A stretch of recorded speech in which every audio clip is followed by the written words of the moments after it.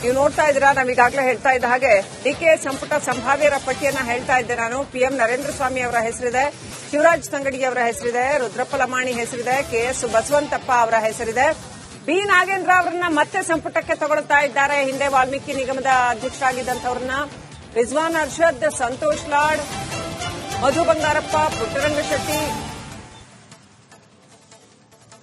ಮಂಕಾಳ ವೈದ್ಯ, ಅಜಯ್ ಸಿಂಗ್, ಹಾಗೇನೆ ಚಲುವರಾಯಸ್ವಾಮಿ, ಶಿವಲಿಂಗೇಗೌಡ, ಕೆಎಂ ಶಿವಲಿಂಗೇಗೌಡರು ಬಹಳ ನಿರೀಕ್ಷೆ ಇಟ್ಕೊಂಡಿದ್ರು.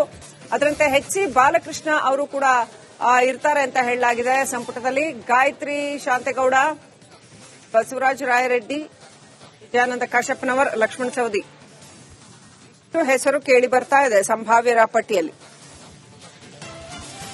ಇನ್ನೇನು ಕೆಲವೇ ಕ್ಷಣಗಳಲ್ಲಿ ಇದು ಕೂಡ ಖಚಿತಗೊಳ್ಳುತ್ತೆ. ಯಾರ್ಯಾರು ಸಚಿವರಾಗಿ ಪ್ರಮಾಣ ವಚನ ಸ್ವೀಕಾರ ಮಾಡ್ತಾರೆ ಅನ್ನುವಂಥದ್ದು ಖಚಿತಗೊಳ್ಳಲಿದೆ. ಇವತ್ತು ಸಂಜೆ 4:05 ಲೋಕಭವನದ ಗಾಜಿನ ಮನೆಯಲ್ಲಿ ನೂತನ ಸಚಿವರ ಪ್ರಮಾಣ ವಚನ ಸ್ವೀಕಾರ ಇರಲಿದೆ.